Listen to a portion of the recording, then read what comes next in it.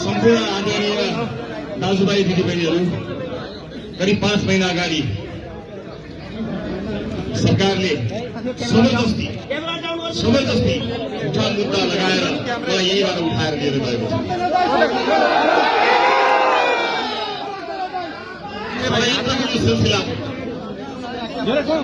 सरकारको षड्यन्त्रको यो सिलसिला सकिएको छैन। तर मैले कुनै दिन पनि हार मानेको थिइनँ, छैन हार मान्नेवाला पनि। जुनसुकै परिस्थिति सामना गर्नको निमित्त यो राजनीतिको मैदानमा आएको मान्छे जतिसुकै आक्षेप लागोस्, जुनसुकै तराजुमा बसेर आफूलाई पौड्न तयार गरेर बसेको मान्छे। यतिखेर म माथि देशका विभिन्न जिल्लाहरूमा मुद्दामाथि मुद्दा लगाइएको छ। सरकारले आफूले गर्न सक्ने जति, हुन सक्ने जति जोड बल लगाएको छ। के भयो के भएन मैले भन्न पर्दैन। कतिपयले भन्ने गर्छन् केही न केही नभएको भए तपाईँ त्यत्रो धौडी लिन्थ्यो त, अदालतले भनेर केही केहीले भन्ने गरेका छन्। अदालतको प्रारम्भिक आदेशलाई समेत अपव्याख्या गरेर अपमान गर्ने काम गरिरहेको मैले सुनिरहेको छु। म यति भन्न चाहन्छु, तिमीहरूको 2 तिहाईको सरकारले मलाई जिउँदै छोडेको छ, यही नै मेरो जित हो। शरीरमा एक थोपा रगत रहन्जेलसम्म यो लुटतन्त्रको विरोधमा उभिनेछु। चाहे जतिवटा मुद्दा लगाउनु छ लगाऊ, ज्यान मार्नु छ मार्नु। मैले मेरो व्यक्तिगत जीवनका लागि कहिल्यै केही मागेको छैन र माग्नेवाला पनि छैन। मलाई थाहा छ, यदि म राजनीतिमा हुन थिएँ भने मैले यो दुःख खेप्नुपर्ने पनि थिएन। र यसलाई लोकतन्त्रको आडमा, गणतन्त्रको आडमा, संघीय लोकतान्त्रिक गणतन्त्रको आडमा लुटतन्त्र मच्चाइरहेकाहरूलाई खबरदारी गर्न रवि लामिछाने कहिले पनि पछि हट्दैन। म प्रक्रियालाई सम्मान गर्दछु। मैले सोचेको थिएँ केही समय अझै विश्राम गरौँ, केही समय शान्त बसौँ, किनभने पार्टीका साथीहरूले जिम्मेवारीपूर्वक आफ्नो बलबुतैले भ्याएसम्म काम गरिरहनु भएको छ। मलाई लागेको थियो शान्त बसौँ, अझै प्रक्रियालाई सघाउँ। तर सरकारले यसको फाइदा उठाउँदै टाउकोमाथि तरबार झुन्ड्याउँछु भनेर एउटा जिल्लाको अदालतमा त मुद्दा समेत एक ठाउँमा त मुद्दा समेत नबुझाएर राखेको छ। यिनलाई लागेको थियो छ होला यसको टाउकोमाथि एउटा तरबार राख्यो भने त यो चुपचाप बस्छ, यो डराउँछ भनेर लागेको छ होला। कुनै पनि बेला शिरमाथि राखेको तरबार खसाल म थाप्न तयार भएर म लड्छु, जुनसुकै शक्तिसँग पनि म लड्छु। तर यो लुटतन्त्रलाई टुलु टुलु हेरेर बस्ने लाठी मान्छे चाहिँ म होइन, म आज यहाँ आइसकेपछि यति कुरा भनिसकेपछि सरकारको मुटुमा के हुन्छ मलाई थाहा छ। तर मलाई केही भन्नु छैन। अदालतको षड्यन्त्र, म सम्मानित अदालतप्रति आशा र भरोसा राखेर हरेक अदालतमा पुगेको छु। कुनै दिन त यस्तो हुन्छ कि 4वटा अदालतमा मैले उपस्थित हुनुपर्छ। तपाईँ अन्दाज गराउनु होला, यो एउटा मान्छे एकै दिन बिहिबारको दिन 4-4वटा अदालतमा कसरी उपस्थित हुन्छ होला, कहाँ चाहिँ वकिलहरू पठाउँछ होला, कसरी सम्भव छ होला। तर होस्, जे हुन्छ होस्, थप केही मुद्दा लगाउन बाँकी छ भने पनि लगाओस्। सरकारले मानिसहरू भनिरहेका छन्, जनताको आक्रोशलाई नजरअन्दाज गर्ने कोसिस गरिरहेका छन्। म कहाँ आगो बोलेको छ त्यहाँ तापौला र सेकौला भनेर बसेको मान्छे होइन। हामी स्पष्ट रूपमा आएका थियौँ, हामीले पनि भनेका थियौँ। जनता आक्रोशित छन्, जनतामा एउटा ठुलो आक्रोश आएको छ, निराशा आएको छ। त्यसलाई चिर्नु पर्ने थियो, बदल्नु पर्ने थियो। त्यसलाई व्याख्या गरेर हुँदैन, विश्लेषण गरेर हुँदैन थियो, लेख लेखेर हुँदैन थियो। गराउनका लागि टेलिभिजन थियो, तर टेलिभिजन पर्याप्त भएन। त्यसैले हामीले सक्रिय सुदृढ भनेर घन्टी बजायौँ। घन्टी बजाएर 21 जना मान्छे संसदमा आएपछि मलाई लागेको थियो सुने होला अलिकति बहिनी अब त हामी परिवर्तन हुनुपर्छ, सच्चिनुपर्छ भन्ने सोचे होला भन्ने लागेको थियो। तर यिनीहरू घन्टी फुटाउनतर्फ लागे, हामीले सिग्नलमा घन्टी बजाएको थियो, यिनीहरू घन्टी फुटाउनतर्फ लागे। मलाई दुःख लाग्छ आदरणीय साथीहरू, यतिखेर लगभग प्रतिपक्ष विहीन भएर बसेको छ। म संचारकर्मी साथीहरूलाई यसरी सरकारी पक्ष नबनिनको निमित्त विनम्रतापूर्वक अनुरोध गर्न चाहन्छु। यतिखेर सशक्त दह्रो प्रतिपक्षको आवश्यकता छ। यदि तपाईँको इन्टेन्सन लोकतन्त्र बचाउने हो भने, लोकतन्त्रको घोल ओढेर देश लुट्ने हो भने तपाईँको मुखमा लोकतन्त्र र गणतन्त्र सुहाउँदैन। नलिनुहोस् त्यो नाम होइन। साथै लोकतन्त्र बचाउने हो भने प्रतिपक्ष भन्नुहोस्, यतिखेर प्रतिपक्ष मोर्चा बलियो हुन जरुरी छ। म संसारप्रेमी साथीहरूलाई किनकुनेको घटनामा आफ्नो लाज छोप्ने प्रयास सरकारले नगरोस्, त्यसको सत्य तथ्य छान्नुहोस्। नेपालका नागरिकहरू, नेपालका युवाहरू मरेका छन्, त्यसकारणले कतैपट्टि आरोप र प्रत्यारोप गरेर सरकारले आफ्नो कमजोरीलाई लुकाउने कोसिस नगरोस्। म के भन्नु, संयोगले 2 पटक गृहमन्त्री भएको मान्छे हुँ, तर मलाई दुःख लाग्छ 4000 मान्छे आउँदाखेरि पनि जनतालाई जोगाउन नसक्ने गृह मन्त्रालय के नैतिकताले कुर्सीमा बसेको छ मलाई थाहा छैन। मलाई यति मात्र बताउनुहोस्, 4000 मान्छे आउँदाखेरि घरहरू जल्छन्, मानिसहरू सडकमा ढल्छन् भने तपाईँ हाम्रो सुरक्षा अहिलेको गृह मन्त्रालयको नेतृत्वले गर्न सक्छ कि सक्दैन? छातीमा हात राखेर पटक पटक हाम्रो डीएनए टेस्ट गर्ने कुरा हुन्छ, तिमीहरू के वादी हो, कहाँ वादी हो, कस्तो वादी हो। पटक पटक राष्ट्रपाले कतिवटा जाँच दिनुपर्छ। हामीले लेखेर, बोलेर, देखिएर, भनेर ठाउँ ठाउँमा हामीले बताइसकेका छौँ हामी के हौं, को हौं। वर्तमान संविधानलाई मानेर, व्यवस्थालाई मानेर, परिवर्तनलाई स्वीकार गरेर आएको राजनीतिक दल हो रासोपा। कतिपटक सुन्न चाहनुहुन्छ? गणतन्त्रवादीको कित्तामा छैनौ कि भनेर लुटतन्त्रलाई प्रश्रय दिनका लागि गणतन्त्रवादी होइनौ कि लोकतन्त्रवादी होइनौ कि भनेर हिलो छाप्ने जुन प्रयास गरिरहनु भएको छ, म तपाईहरुलाई स्पष्ट पार्न चाहन्छु, जहाँ तपाईँ उभिरहनु भएको छ त्यो गणतन्त्र होइन। तपाईँले गणतन्त्रको खोल ओढ्नु भएको छ, लोकतन्त्रको खोल ओढ्नु भएको छ। रासोपा खोल ओढ्दैन, रासोपाले आफ्नो कुरा स्पष्टसँग राखेको छ। तर तपाईँको करतुत लुकाउनका लागि तपाईँको कित्तामा उभिएर फोटो खिचाउने रहर रासोपालाई छैन। जनताको पक्षमा रासोपा छ, परिवर्तनको पक्षमा रासोपा छ।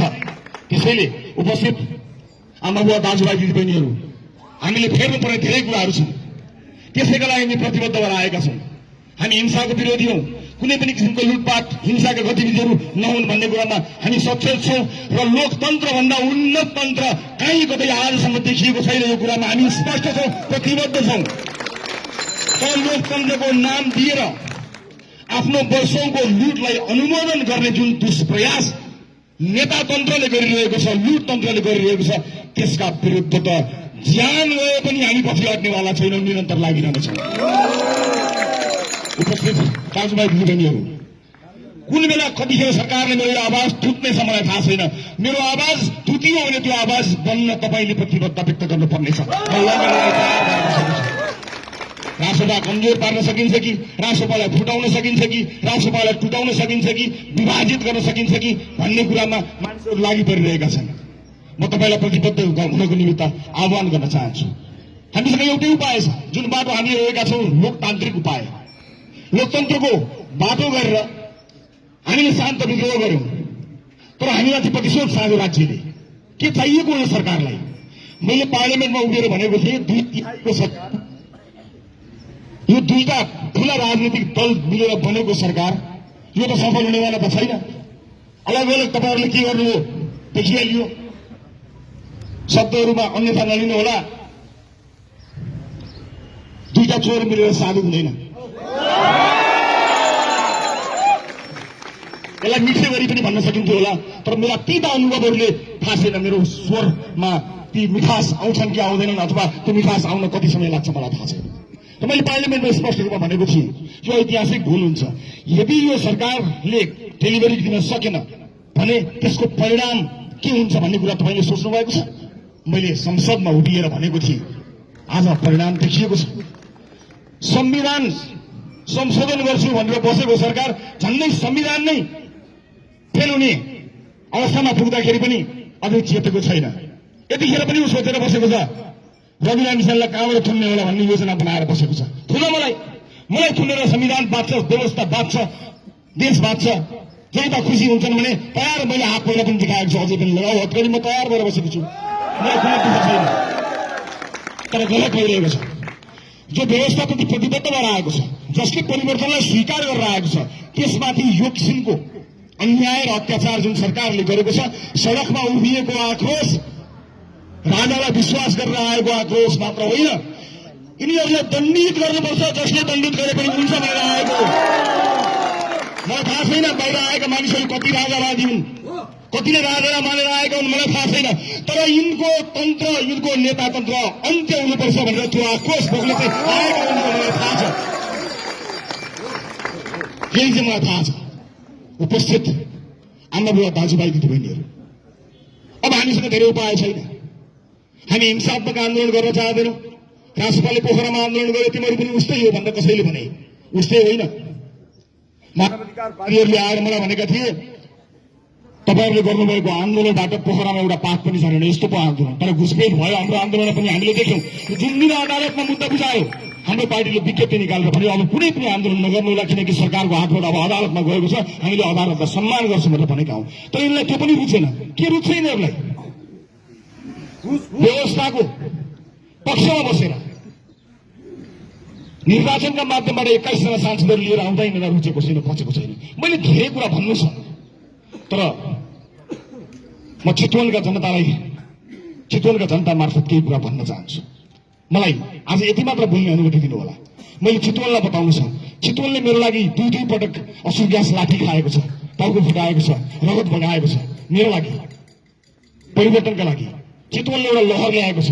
21 जना सांसद विभिन्न ठाउँबाट जितेर ल्याए तापनि त्यो श्रेय चितवनलाई दिँदाखेरि कसैले चित्त नदुखाउनु होला, किनकि यो नीलो क्रान्तिको सुरुवात चितवनले गरेको हो। मैले मेरो प्यारो चितवनलाई गएर बताउनु पर्नेछ म माथि के भयो। 84 दिन यिनीहरूले मलाई के गरे, दासढुङ्गाको बाटोबाट मध्यरातमा कुन नियतका साथ यिनीहरूले मलाई लिएर गएको थियो मैले चितवनलाई भन्नु छ। मैले जनतालाई बताउनु छ। मैले बताउन पाउँछु पाउँदिनँ मलाई थाहा छैन। मेरो टाउको माथि तरवार झुन्डाएको छ मलाई थाहा छ, तर म चितवनलाई बताउन चाहन्छु। आगामी शनिबार, आउने शनिबार म चितवन जाँदैछु। म त्यो चितवनको सभामा चितवनका जनतालाई सरकार कसरी खायो, कसले ढलायो, के षड्यन्त्र भए, कसको हातमा हतकडी लाग्नु पर्ने थियो, कसको हातमा हतकडी लाग्नु पर्ने थिएन, यो कुरा सबै चितवनलाई बताउन चाहन्छु। इमानदारीपूर्वक बताउन चाहन्छु। उपस्थित दाजुभाइ दिदीबहिनीहरू, यसबीचमा तपाईँले गर्नुभएको सम्पूर्ण प्रयासका लागि म तपाईँलाई धेरै धेरै धन्यवाद दिन चाहन्छु। जुन माया, जुन विश्वासका साथ तपाईँ अडिरहनु भयो, म ऋणी छु, धन्यवाद दिन चाहन्छु। तर बेचेर खान्न, तपाईँले दिनुभएको माया विश्वासलाई बेचेर खान्न। मलाई कुनै पद नलिकता छ सरकार छैन। सत्ताले सुनोस्, रवि लामिछाने किस्तीमा आएको प्रधानमन्त्रीको पद त्यागेर कहिले हुन मन्जुर भएको मान्छे हो।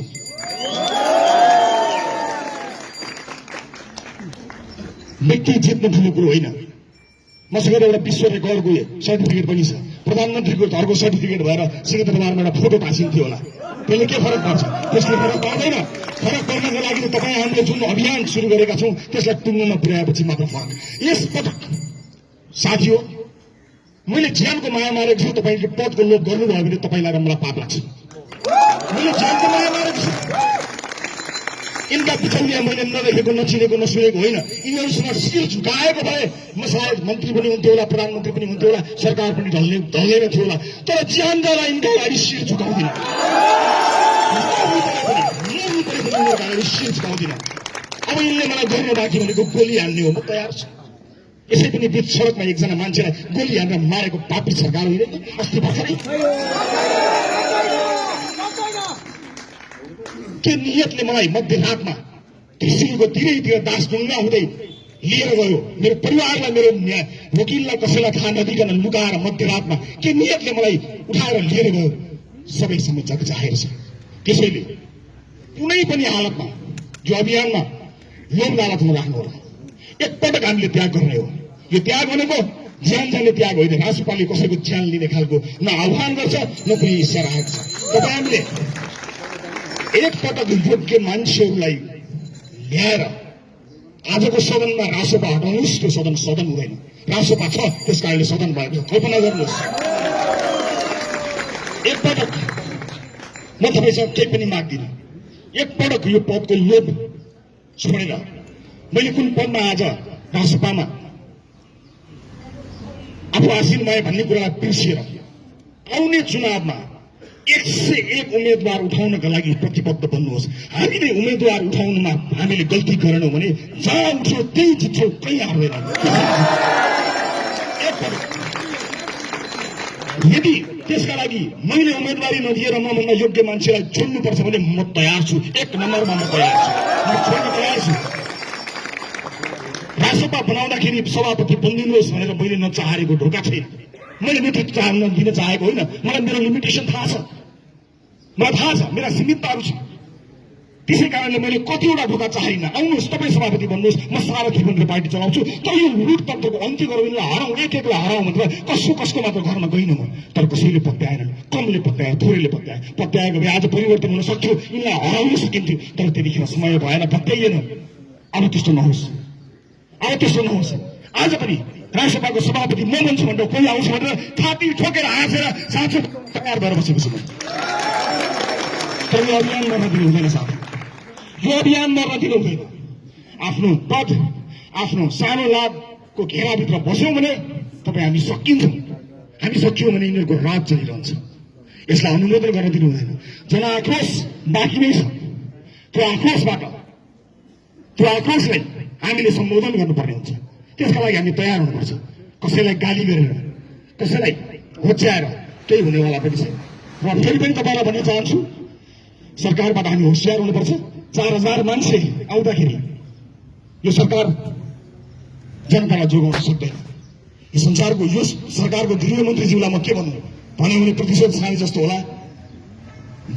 बुझे गरेर गएका उमेर पुगेका अन्तर्जातीय टोलीलाई पक्रनको निमित्त मुम्बईसम्म पुलिस पठाउन सक्ने यो सरकार यहाँ 4000 मान्छे आउँदा जनता जोगाउन सक्दैन। भिजिबिलिटी गुमाइसकेको सरकारले कुन नैतिकताका आधारमा बसेको छ मलाई थाहा छैन। सरकारको औचित्य समाप्त भइसकेको छ र संसदबाट बलियो सरकार बन्ने बाटो पनि यिनीहरूले बन्द गरे। 2टा ठुला दलहरू मिलेर लोकतन्त्र बचाउन, संविधान बचाउन होइन, एक अर्काका भ्रष्टाचारी बचाउनको लागि देखाउ बचाएर थोरै बिरामी छैन, तयार छु। म पार्टीको जिम्मेवारीमा फेरि फर्किनेवाला थिइनँ। तर यिनीहरूले मैले उच्च नैतिकता देखाउँदाखेरि यिनीहरूले यो प्रतिशोधलाई अनुमोदन गर्नेछ। त्यस कारणले मैले अब बेला भएको छ, अब चाहिँ पार्टीको नेतृत्व पनि सम्हाल्छु। जुन दिन धुलिन्छु जबसम्म रहन्छु तबसम्म पार्टीलाई फेरि अर्को एउटा नेतृत्व दिएर दाजुभाइ दिदीबहिनीहरू, मेरा बाँकी कुरा म चितवनमा भन्ने छु। चितवनमा केही विशेष कुरा भन्नु छ। मैले अघि पनि भनिहालेँ, सभा आउँदो शनिबार चितवनमा हुनेछ। यो सरकारले मलाई फेरि थुनेछ भने यसको विश्वास छैन। थुनेछ भने पनि सभा गर्नुहोला, छुनेछ भने पनि सभा गर्नुहोला। पार्टीको कामलाई निरन्तरता दिनुहोला। म आज पार्टीको अब बैठकमा बस्नेछु। साथीहरूलाई के गर्नुभएको छ यसो बुझ्ने कोसिस गर्छु। यो अप्ठ्यारो परिस्थितिमा आफ्नो ठाउँबाट सघाउनु तपाईँ सम्पूर्णलाई म फेरि पनि धन्यवाद दिन चाहन्छु। यो जिम्मेवारी मेरो उपस्थितिमा जिम्मेवारी सम्हाल्नुभएका पार्टी पङ्क्तिका सम्पूर्ण नेता कार्यकर्ता सदस्यज्यूहरू, विशेष गरी सबैजनालाई, सबै तह र तबकाका साथीहरूलाई म विशेष धन्यवाद दिन चाहन्छु। विभिन्न राजनीतिक दल र दलका नेताजीहरूलाई म धेरै धन्यवाद दिन चाहन्छु। अप्ठ्यारा बेलामा पनि हाम्रा लागि तपाईँले दिनुभएको त्यो आवाज, तपाईँले बोल्नुभएको त्यो शब्दहरूले हिरासतमा बसेर कैयौं पटक मेरा आँखाबाट आँसु खसेका छन्। म तपाईँलाई धन्यवाद दिन चाहन्छु। यो अप्ठ्यारो परिस्थितिमा DPI को सरकारसँग नडराइकन प्रतिपक्ष भएर पनि मेरा पक्षमा बोल्नुहुने अन्य विभिन्न राजनीतिक दलका नेता कार्यकर्ताज्यूहरूलाई म धेरै धन्यवाद दिन चाहन्छु। र आम सञ्चार माध्यम, आम नागरिक समाज जसले सरकारको यो प्रतिशोधलाई बाहिर ल्याउनमा मद्दत गर्यो, म सबैलाई धेरै धन्यवाद दिन चाहन्छु। बाँकी कुरा चितवनमा विशेष कुराहरू मैले बताउनु पर्नेछ। चितवनको सभामा आउने कोसिस गर्नुहोला। म यहीँबाट सबैलाई अनुरोध गर्दै आफ्नो भनाइ टुङ्ग्याउँछु। सबको जय